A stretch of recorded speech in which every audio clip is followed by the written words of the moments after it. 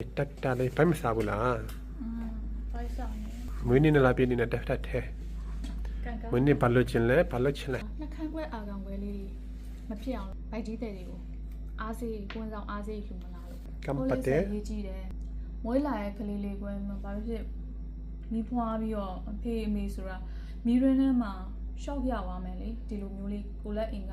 ပြည့်စုံစုံမဟုတ်ဆိုလို့ရှင်လှလှပပထွက်လာတယ်ဆိုတော့စိတ်ချမ်းသာလေမွေးရတဲ့အမောပြေသွားပေါ့နော်ထွက်လာတယ်ဟိုက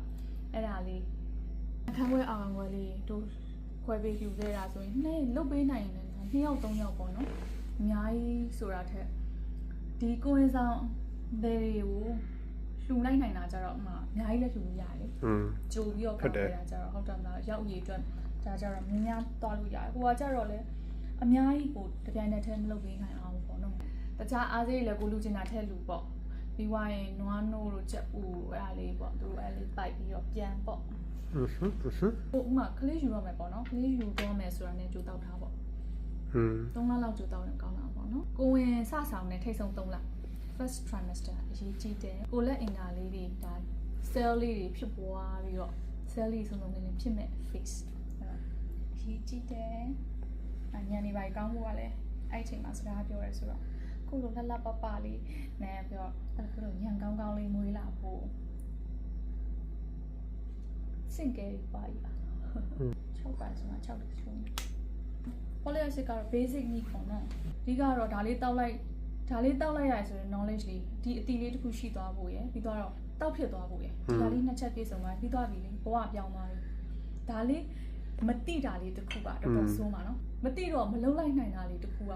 တကယ်တော့သူများရဲ့ဒီကလေးပေါ့ဒီကလေးရဲ့ဘဝကြီးတစ်ခုလုံးပဲပြတ်သွားတော့ပတ်စံရှိလို့လိုက်ပြီးတော့နောက်ကနေလိုက်ပြီးတော့ဟိုအကောင့်တိုင်းဖြစ်အောင်လိုက်လုံနိုင်ရင်တော့တစ်မျိုးပေါ့နော်မလုံနိုင်အဲ့လိုအင်အားမရှိဘူးဆိုလို့ရှိရင်တော့ထွက်လာကြတဲ့ကနှုတ်ဆဆိုတဲ့ဒုက္ခရောက်ပြီ